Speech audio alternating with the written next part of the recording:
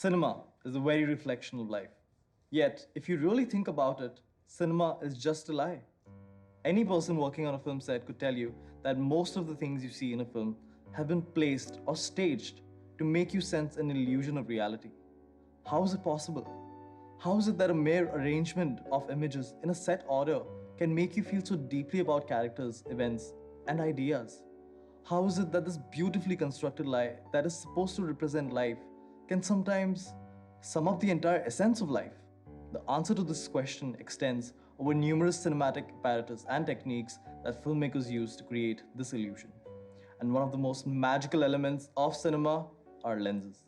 Lenses can be categorized into three types based on their focal length: wide, normal, and telephoto. Lenses of focal length less than 30 mm are called wide-angle lenses. These lenses have a wide angle of view ranging from about 80 degrees to 120 degrees. Chad and Iban, I request you to slowly start moving away from each other. When you shoot with a wide-angle lens, you will notice that the lens tends to exaggerate the sense of perspective. Due to this effect, the objects close to the camera appear much larger in comparison to the objects that are further away from the camera. Thus, the space being represented appears expansive. The sense of movement also becomes more evident on a wide-angle lens.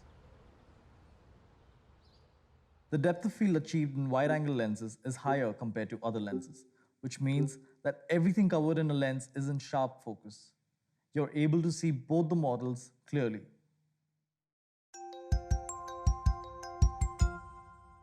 Normal lenses resemble the angle of view just as the human eye.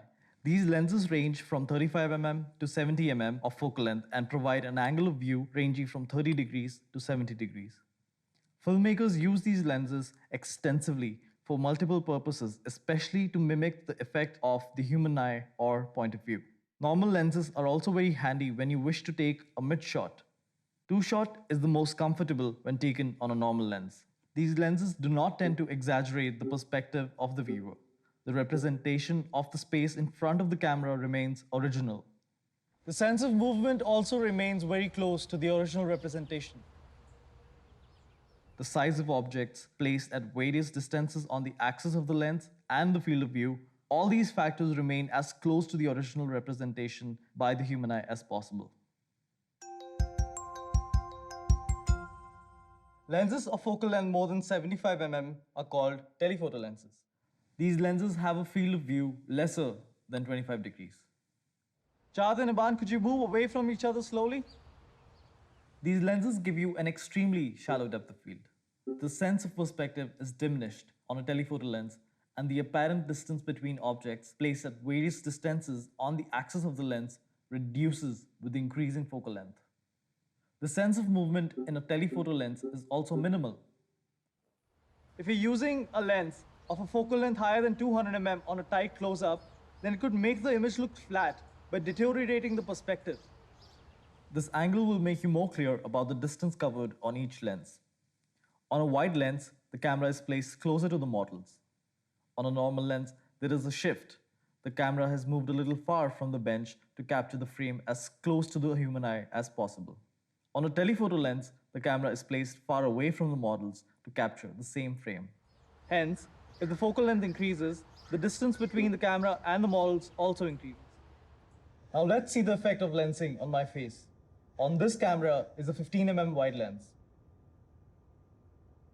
You now see the wide lens distorting my face, making it look evil and cruel. Now let's give them time to change to a 100 mm telephoto lens. You will see that the telephoto lens is quite flattering to my facial features and looks beautiful and cinematic. Through this collage, you will understand different facial features on different lenses. Sidney Lumet is one of the most celebrated American directors. In his book, Making Movies, he alludes to his process of working with the lenses on the film 12 Angry Men.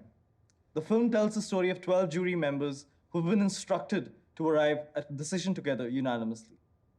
The conflict between these characters grows as the film progresses, accentuating the heat and claustrophobia in the room with every passing scene. Sidney Lumet made certain choices in that film which still remain as textbook instructions for any director and cinematographer. In the beginning of the film, he used moderately wide lenses, but as the film progressed, he started moving on to telephoto lenses one step at a time. As the story kept moving into the clench of conflict, his images had moved from groups to 3 shots to 2 shots and then to solo shots. By the climax, he had established the room to be so suffocating and cramped up that he was operating mostly on close ups. When the decision was made and the tension was released, he immediately got his hands on the widest lens possible and shot the final sequence to destroy the claustrophobia and relieve the viewer. Filmmakers have been using the ability of lenses to fiddle with characters' internal spaces, the relationship with their world, and the physicality of the story that they are a part of. Masterful use of lenses can not just recreate reality for the audience, but provide them with a perspective and point of view to look at characters and their situations. No matter how intuitive these decisions might feel like, they are thought of, tested, and practiced. A lens may not have the ability to change a story, but it can certainly transform the way a story is seen.